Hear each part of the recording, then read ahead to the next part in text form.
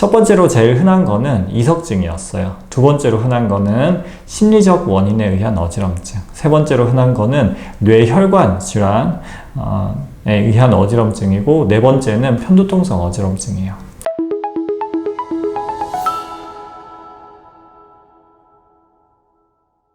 두 번째로 설명드릴 어지럼증의 원인은 심리적 원인에 의한 어지럼증이에요. 또 다른 말로는 체위성 감각 현운 혹은 만성 주관적 어지럼증이라고도 하죠. 이건 뭐냐 그러면 실제로 우리 신경계라든지 전정기관에 이상은 없어요. 이상은 없는데 어지럼증을 이제 주로 만성적으로 느끼는 상태를 만성 주관적 어지럼증 혹은 심리적 원인에 의한 어지럼증이라고 해요.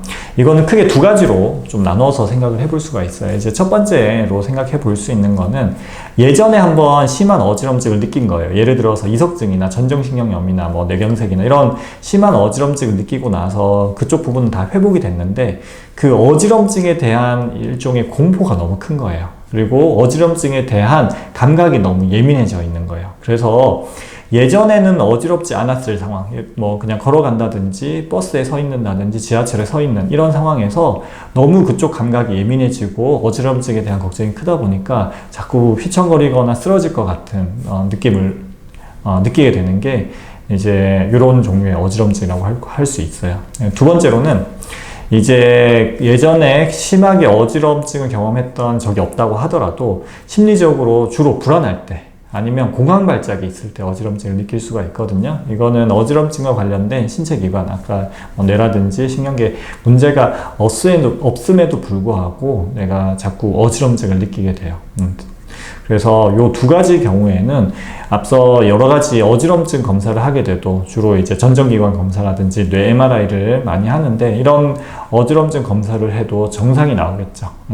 그래서 저희가 이제 심리적으로 불안이 있는지 확인을 해보고 불안에 관련된 설문 검사라든지 자율신경 검사를 통해서 이런 종류의 어지럼증을 진단하게 됩니다. 이런 이제 심리적 원인의 어지럼증을 가지고 있는 분들은 실제로 신체에 문제가 없다라는 것을 저희가 확인만 잘 시켜드려도 좋아지는 경우가 있어요. 이런 분들은 조금 예민하고 건강에 대한 염려가 많은 분들이 있거든요. 그래서 조금 자꾸 어지러우니까 혹시 뇌에 문제가 생긴 건 아닌지 이런 거에 대한 걱정이 되게 많습니다. 그래서 저희가 면밀하게 일단 그래도 검사는 하긴 해야 돼요. 전정기관 검사도 해야 되고 뇌 검사도 해서 다 확인을 했는데 다 모두가 정상이다. 그래서 당신의 신체적인 문제는 없다, 위험하지 않다라는 거를 잘 알려드리고 잘 설명해 드리면 마음이 많이 편해지시고 그 날로부터 좋아지는 경우가 많이 있어요. 그래도 또 이렇게 남아있는 분들도 많이 또 계시거든요. 그런 분들에게는 저희가 치료를 하는 게 그 전정 재활 운동이라고 있어요. 인터넷 찾아보면 많이 나오는데 전정 재활 운동을 통해서 어지럼증에 대한 감각을 조금 트레이닝을 시키거나 둔화시킬 필요가 있고요. 또 먹는 약을 통해서 또 불안을 낮춰주거나 어지럼증에 대해서 좀 예민해져 있는 신경계를 좀 안정화시켜 줄 필요가 있어요. 그런 치료를 통해서 충분히 잘 치료가 됩니다. 이런 분들이 이제 병원 여기저기 이제 다니게 되는 경우가 많거든요. 원인을 못 찾으니까. 그리고 되게 걱정이 많은데 저 어지럼증을 전문으로 보는 이제 저희 주로 이제 신경과 진료를 보신다면 잘 치료받고 좋아질 수 있으니까 너무 걱정만 하지 마시고 병원을 찾으시면 될 것 같아요. 이제 세 번째 어지럼증 원인이 이제 뇌혈관 질환에 의한 어지럼증이에요. 뇌혈관 질환, 그러니까 뇌로 가는 혈관이 좁아져서 어지럼증과 관련된 균형감각과 관련된 신경계에 피가 잘 못 가니까 생기는 어지럼증이라고 할 수 있겠죠. 또 그쪽으로 가는 혈관이 아예 막히게 되면 이제 뇌경색이 오겠죠. 뇌경색이나 아니면 그 전정기관으로 가는 혈류도 차단될 수 있거든요. 그래서 그런 식으로 돼가지고 뇌경색에 의한 어지럼증이 있을 수 있고 조금 뭐 뇌출혈 같은 것도 드물지만 포함이 될 수 있어요. 그래서 이제 주로 고령에 고혈압, 당뇨가 있거나 고지혈증, 또 흡연을 많이 하시거나 뇌경색 과거력이 있거나 아니면 심장병 때문에 심장에 혈전이 날라와서 또 뇌혈관이 막히기도 하거든요. 그래서 이런 병력이 있다면 이제 어지럼증이 있으면 뇌경색 여부를 확인하는 MRI가 필요할 수 있고 또 이런 종류의 어지럼증은 단순히 어지럼증뿐만 아니라 균형장애라든지 팔다리 힘 빠지거나 말 발음이 어둔해지거나 이런 이제 신경학적인 이상 소견을 동반하는 경우가 많이 있어요. 저희 신경과 의사가 진료하면 그런 동반 소견들은 확인할 수 있거든요. 이런 경우에는 다른 원인들보다는 뇌경색을 먼저 확인을 해야 될 필요가 있습니다. 아무래도 어지럼증 이제 환자분들 중에서 이제 뇌혈관 질환에 의한 어지럼증이 어떻게 보면 제일 위험하거든요. 다른 증상으로 진행할 수도 있고 심하면 팔다리 마비까지 올 수가 있으니까. 그래서 저희 의사들이 하는 역할이 또 중요한 게 어지럼증 환자가 왔을 때 일단 뇌 질환, 뇌혈관 질환에 의한 어지럼증인지 아닌지 확인하는 데 노력을 많이 기울이고 있습니다. 그리고 이제 네 번째 어지럼증인데 요거는 편두통성 어지럼증이에요. 편두통성 어지럼증이 여기 논문에서는 전체 이제 환자 중에서 약 10%에서 있다고 이제 나오는데 보면 이제 만성 어지럼증 환자에서는 생각보다 되게 흔한, 특히 이제 젊은 20, 30대 또 여성에서 흔한 어지럼증 원인입니다. 저희가 이제 편두통성 어지럼증이라고 진단을 이제 내려주게 되면, 나는 두통이 없는데 왜 편두통성 어지럼증이냐 이렇게 말하시는 분들이 많이 계세요. 근데 실제로 이제 편두통이 두통도 많이 있지만 두통 없이 이런 식으로 어지럼증만 있는 경우도 많이 있어요. 편두통성 어지럼증의 특징은 좀 한번 생기면 좀 길게 가요. 다른 어지럼증보다는 보통 짧으면 서너 시간, 길면 한 며칠, 아니면 계속 매일매일 어지러운 경우가 많이 있고 또 반복된다는 특징이 있죠. 증상은 워낙 다양해서 빙글빙글 돌기도 하고 띵하기도 하고 멍하기도 하고 머리에 안개 낀 것 같기도 하고 또 이제 속이 메스꺼운 경우도 많이 있고 또 그 과거에 두통을 앓았던 경우도 사실 많이 있고 두통이 없었더라도 또 편두통성 어지럼증인 경우도 있고요. 그래서 여러 가지 임상 증상을 고려하고 또 검사를 통해서 다른 원인들이 배제가 되면 편두통성 어지럼증을 좀 진단할 수가 있어요. 여기도 진단 기준이 있는데 거기까지는 다음에 한번 기회가 되면 설명을 드리도록 할게요. 중요한 점은 편두통성 어지럼증이 상당히 흔해요. 상당히 흔하고 다른 어지럼증 원인들이 배제가 된다면 특히 젊은 여성분이라면 편두통성 어지럼증의 가능성을 꼭 고려해야 된다는 거죠. 편두통성 어지럼증의 치료는 일반적인 편두통 치료랑 동일하게 시행을 하게 됩니다. 커피를 중단하고 그 다음에 이제 두통 예방 생활 수칙을 지키고 예를 들어서 규칙적으로 생활한다든지 잠을 충분히 잔다든지 식사 잘 챙겨 먹고 그 다음에 그런 편두통 유발하는 이제 커피, 초콜릿, 소세지, MSG 많이 들어간 음식들 이런 것들 중단할 필요가 있고요. 그 다음에 운동도 되게 중요해요. 주 3, 4회 이상 운동 꾸준히 하시고 그 다음에 이제 이런 거랑 더불어서 이제 뇌가 이제 좀 흥분하면서 생기는 게 편두통이기 때문에 그 뇌를 좀 안정시켜주는 약을 처방하게 됩니다. 이걸 또 한 2주에서 4주, 길면 몇 달 정도 치료하게 되면 많이 이제 좋아질 수가 있어요. 이런 분들이 아까 이제 심리적 원인에 의한 어지럼증에서처럼 이제 빨리 진단 못 받고 여기저기 병원을 전전하시는 경우가 많이 있습니다. 그래서 이제 원인이 없다고 너무 낙심하지 마시고 근처 신경과로 오셔가지고 신경과를 찾으셔가지고 한번 종합적으로 검사하고 진단을 받으시면 충분히 제대로 된 진단 치료를 받을 수 있으니까 너무 걱정하지 마시고요. 그래서 제일 흔한 원인 4가지 어지럼증 원인을 이렇게 설명을 드렸어요. 다시 순서대로 말씀을 드리면 이석증, 그 다음에 심리적 원인에 의한 어지럼증, 그 다음에 뇌혈관 협착, 그리고 편두통성 어지럼증 이렇게 4가지가 됩니다. 이제 나머지 어지럼증 원인에 대해서 또 마저 설명을 드릴게요. 여기 표로 보면서 설명드릴게요.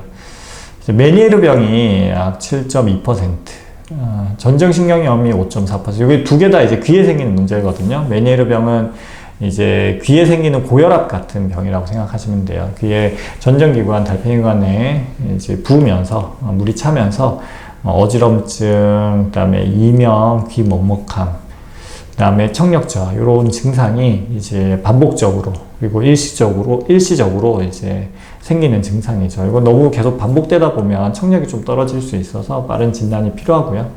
전정신경염은 보통 어느 날 갑자기 생겨요. 갑자기 한쪽 그 전정신경의 기능이 떨어지면서 이제 양쪽 불균형으로 인해서 심한 어지럼증, 구토 증상이 생기죠. 이런 전정신경염에 의한 어지럼증은 보통 한번 생기면 몇 시간 만에 좋아지진 않고 몇 날 며칠 정도 이제 지속이 되는 경우가 많습니다. 보통 첫날, 둘째 날 정도가 제일 심하고 이후에 서서히 좋아지죠.